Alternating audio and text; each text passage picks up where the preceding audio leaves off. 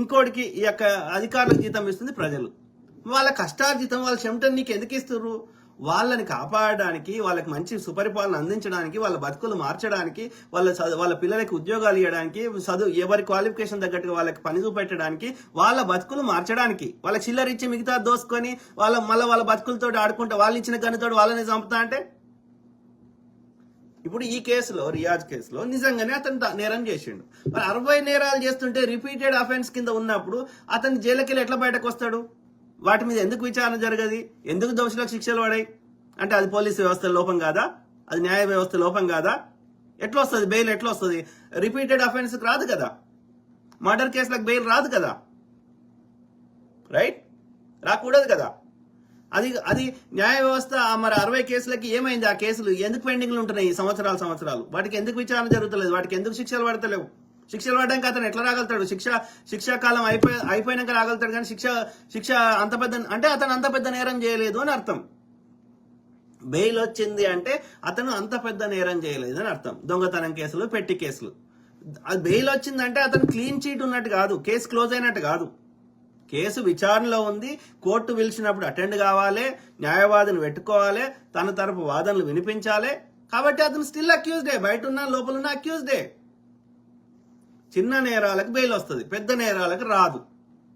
ఎందుకంటే పెద్ద నేరాలకి వీడు రిపీటెడ్ చేస్తే మళ్ళీ బయటకు ఉంటే మళ్ళీ చేసే అవకాశం ఉంటుంది కాబట్టి బెయిల్ ఇవ్వరు.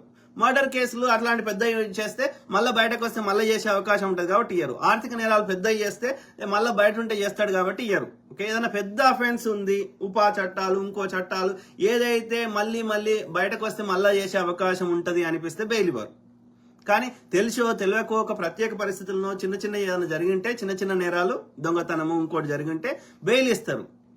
That does not mean bail ఇచ్చిందంటే నువ్వు క్లీన్ చీట్ ఉన్నావు, నువ్వు ఇక నీ మీద ఏమి నువ్వు నేరం చేసినట్టు కాదని అర్థం కాదు. కేసు విచారణలో ఉంది, నువ్వు కోర్టు పిలిచినాడు పోవాలి, నువ్వు ఒక దేశం విడిచి వేరే దేశానికి పోలేవు, అనేక కండిషన్లు పెట్టి బెయిల్ ఇస్తారు. ఉంటేనే బెయిల్ ఇయ్యరు. బెయిల్ ఇచ్చిందంటే ఇక అయిపోయింది, వాళ్ళు ఇక నేరం చేసినారు కాదు అని అర్థం కాదు, వాళ్ళు నిర్దోషాన్ని కాదు.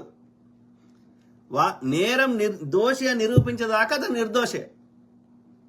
కానీ కేసు ఆరోపించబడ్డది కాబట్టి, నువ్వు అక్యూజ్ ఉన్నావు కాబట్టి, సివియర్ కేసులు అయితే మళ్ళీ రిపీట్ చేస్తే నష్టం ఎక్కువ జరుగుతుంది కాబట్టి బెయిల్ ఇవ్వరు.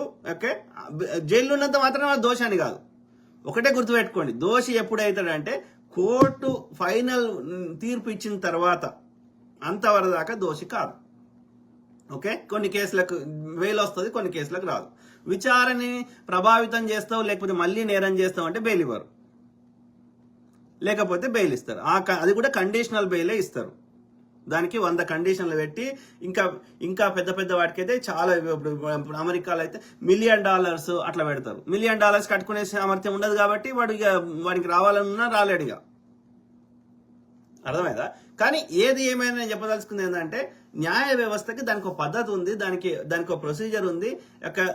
ఎందుకంటే విచారణ జరిగినప్పుడు అతని వాదన వింటారు, అందులో ఆధారాలు సేకరిస్తారు, వాళ్ళ వెనకాల ఎవరు ఉన్నారు, వాళ్ళ ఫోన్ డేటా ఏంది, వాళ్ళ యొక్క ఫోరెన్సిక్ డేటా ఏంది, అన్ని విషయాలు బయటకు వస్తాయి నేరం సంబంధించినవి. వచ్చినప్పుడు వీడే కాదు, వీని వెనకాల ఉన్న 100,000 మందికి శిక్షలు పడే అవకాశం ఉంటుంది. అర్థమైందా? అట్లనే పోలీసు వ్యవస్థలో, న్యాయ వ్యవస్థలో లోపాలు సరిదిద్దే అవకాశం ఉంటుంది. కాబట్టి మనము ఒక సమస్య గురించి పోరాడినప్పుడు దానికి కాంక్రీట్ గా ఉండాలి. ఇప్పుడు ఇతను ఒక్కరిని చంపితే రేపు ఇంకోరు ఏరని, ఇప్పుడు ఇతని వెనకాల ఉన్న నెట్వర్క్ ఉన్న వాళ్ళు ఈ రివెంజ్ తీసుకోరని గ్యారంటీ ఏంది? రేపు వేరే వాళ్ళు చేయరని గ్యారంటీ ఏంది? అరే, పెద్దవాళ్ళు, జాతీయవాదులు, దేశాన్ని ప్రేమించే వాళ్ళు ఒక చట్టం చేసిరంటే వాళ్ళు అందరి అభిప్రాయాలు తీసుకొని, ఇప్పుడు నేను ఎట్లా చెప్తున్నా అట్లా ఆలోచించి, అనేక మంది సలహాలు తీసుకొని, అనేక దేశాల రాజ్యాంగాలను చదివి అది ఒక పద్ధతి చేశారు కదా. ఇప్పుడు ఆటవిక న్యాయం చేస్తే అది కరెక్ట్ కాదు. అది ఈవెన్ షరియాలో అయినా, ఇస్లామిక్ కంట్రీస్ లో అయినా ఇప్పుడు వాళ్ళు న్యాయాన్ని చంపేస్తున్నారు. వాళ్ళ వెనకాల ఇప్పుడు నేరం ఒక్కడే చేయలేడు, వానికి సహకరించే వాళ్ళు చాలా మంది ఉంటారు. వాళ్ళందరినీ కూడా శిక్షలు పడాలి కదా. వాళ్ళు సహకరించింది కూడా తప్పే కదా. ఏ1కి ఒక్కనికే శిక్ష పడదు కదా, A2, A3, A5 అందరికి పడుతుంది కదా. కాబట్టి వాళ్ళు వెనకాల నెట్వర్క్ ని మనకు తెలియకుండా చేస్తున్నావు నువ్వు. వాడు ఎన్కౌంటర్ చేయించిండు డ్రగ్స్ కేసులో, ఒక రాజు అనే పిల్లగాని, కేటీఆర్ గాడు. అసలు కేటీఆర్ చేయించిండు, డ్రగ్స్ ఇంపోర్ట్ చేసిందే కేటీఆర్ అనేది బయటకు ఎట్లా వస్తుంది విచారణ చేయకపోతే? నువ్వు అసలు దొంగను కాపాడడానికి ఈ అమాయకులైన బీసీ ఎస్సీ ఎస్టీలను చంపుతున్నావు కదా. ఇప్పుడు దిశ కేసులో వేరే అగ్రకులం కూడా చేసిండు కావచ్చు, ఆమె కొలీగ్ చేసిండు కావచ్చు, ఆమె ఎవరింటికి పోయిందో వాళ్ళ ఇంటికి సంబంధించిన వాళ్ళు చేసారు కావచ్చు. నీకు ఈ పిల్లలే చేసిరనడానికి నీ దగ్గర ఏం ఆధారం ఉంది సజ్జనార్ గారు? పోలీస్ ఒకటే ఒక ఏకైక సందర్భంలో మీకు గన్ను వాడే అవకాశం ఉంది. ఏంది అంటే ఆ వ్యక్తి వేరే వాళ్ళని చంపుతుంటే ఆ వేరే వాళ్ళ వ్యక్తి ప్రాణం ఇంపార్టెంట్ కాబట్టి ఇప్పుడు ఎవడో రోడ్డు మీద గొడ్డలతో నరుకుతున్నాడు. అప్పుడు ఏం చేయాలి? నువ్వు పోవాలి, వాని ఆపురా, గొడ్డలు కింద వారే అని చెప్పాలి. ఆయన అయినకపోతే కాల్వాలి, ఎందుకంటే ఆ కింద వాని ప్రాణం పోతుంది కాబట్టి.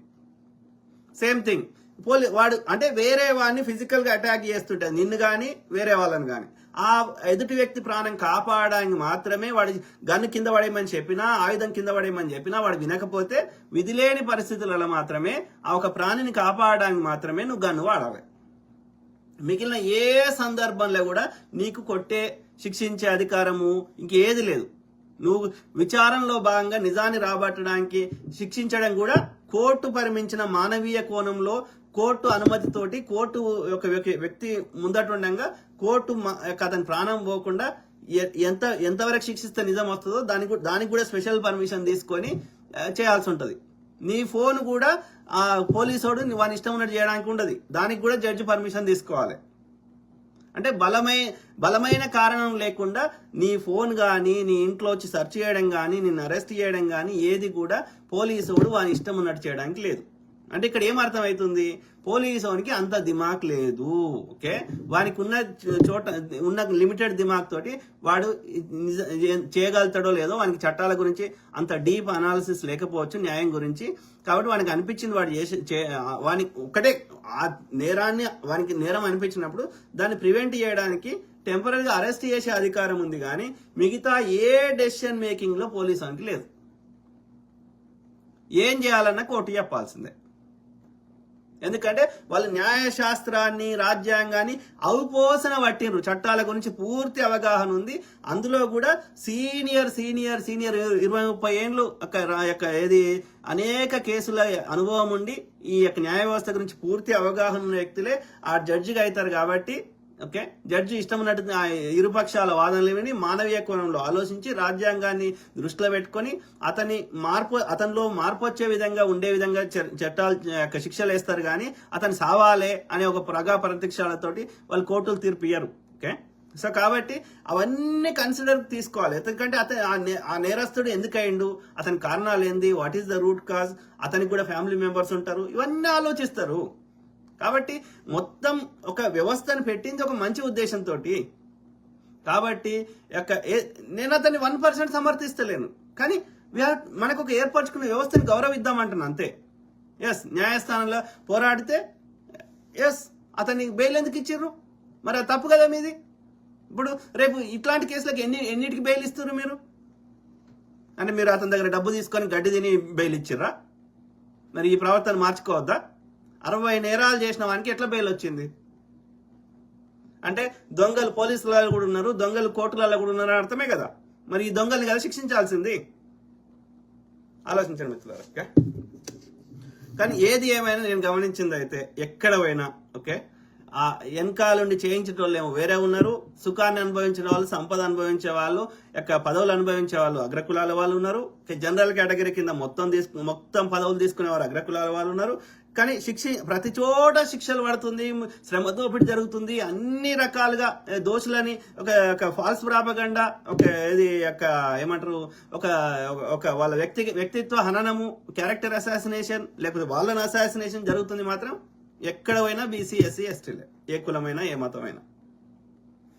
నో ఇది కరెక్ట్ కాదు.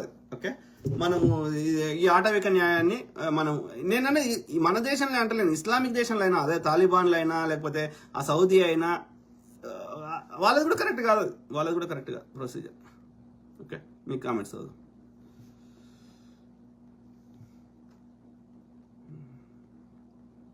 లేకపోతే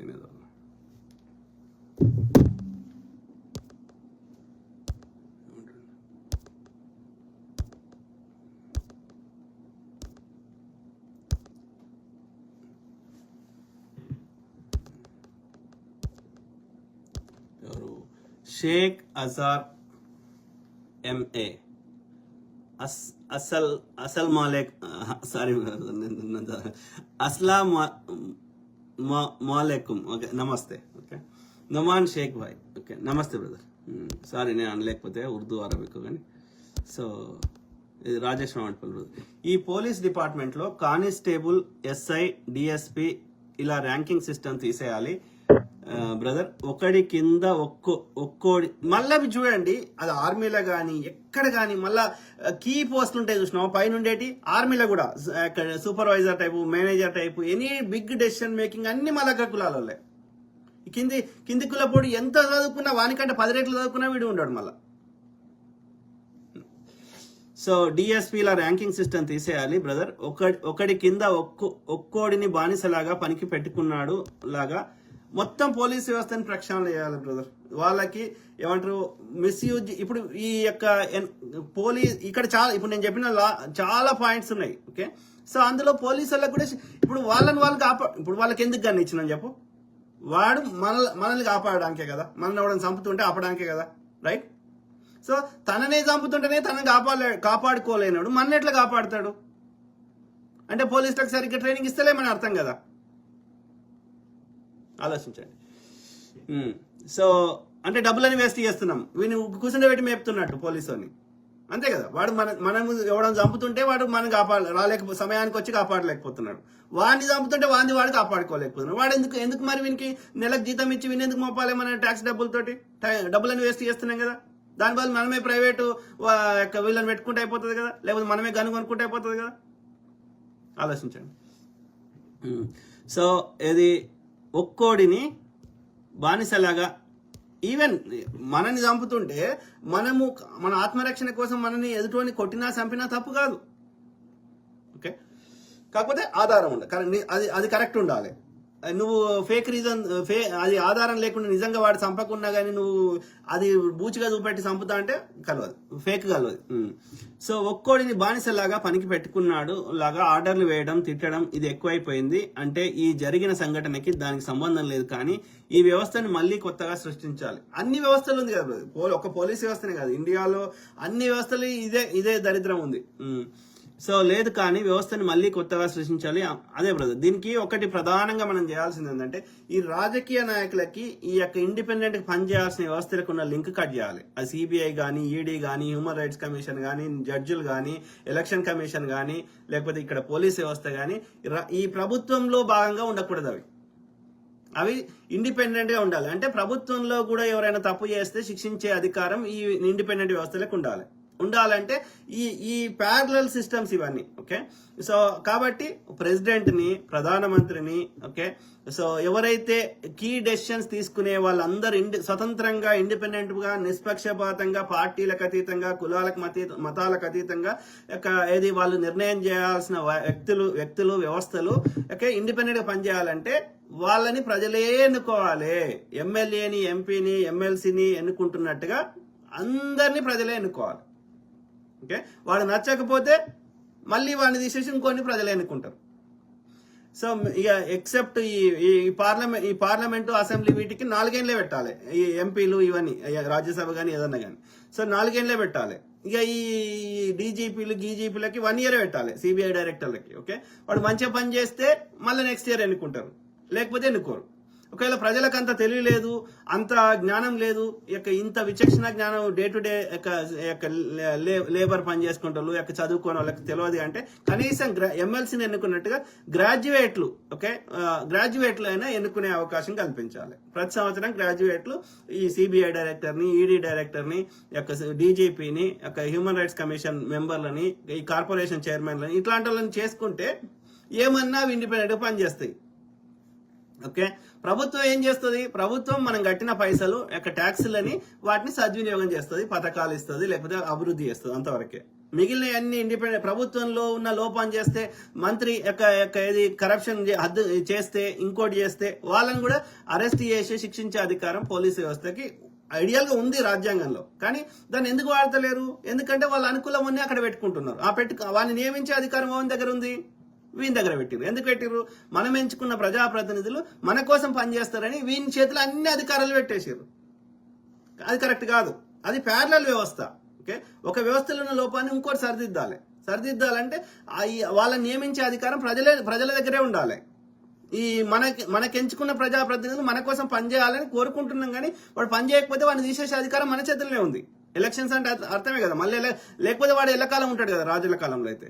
సో కాబట్టి ఈ ప్యారలల్ గా పనిచేయాల్సిన వ్యవస్థల్ని ఈ యొక్క ఒక సిస్టమ్ లో ఉన్న లోపాలను సరిదిద్దే ఇంకో సిస్టమ్, ఇవన్నీ అన్ని ఇండిపెండెంట్ గా పనిచేయాలి. అన్ని అధికారాలు ప్రజల చేతుల్లోనే ఉండాలి. కాబట్టి అందుకు సంబంధించిన చట్టాలు ఏమైనా ఉంటే వాటిని మార్చుకోవాల్సిన అవసరం ఉంది. ఈ బీజేపీ చేయదు, కానీ బీజేపీని దింపి రేపు ఎవడొచ్చినా సరే, బీజేపీ ఉన్నా సరే కొట్లాడి ఈ చట్టాలను మార్చుకోవాలి. లేకపోతే ఏమైతుంది, ఎలక్షన్ కమిషన్ ఇవాళ పనిచేస్తలేదు. ఈ బీజేపీ అనుకూలమని పెట్టుకుంటుండు, ఆర్బీఐ ఇండిపెండెంట్ పనిచేస్తలేదు. ఆర్బీఐ దగ్గర ఎమర్జెన్సీ కోసం దాచిపెట్టుకున్న డబ్బులు బీజేపీ ఫండింగ్ కోసం వాడుకుంది. ఇలా ఎలక్షన్ కమిషన్ ని ఎక్కడ తమకు అనుకూలమైన ఓట్లు కావాలన్న దగ్గర ఫేక్ ఓట్లు చేస్తుంది, తమకు ఓట్లేరు అన్నదేమో వాళ్ళని తీసేస్తున్నది. ఎందుకని ఆ ఎలక్షన్ కమిషన్ అధికారిని వాళ్ళు బీజేపీ వాళ్ళు తెచ్చిపెట్టుకున్నారు. అట్లా కాదు, అది కరెక్ట్ గా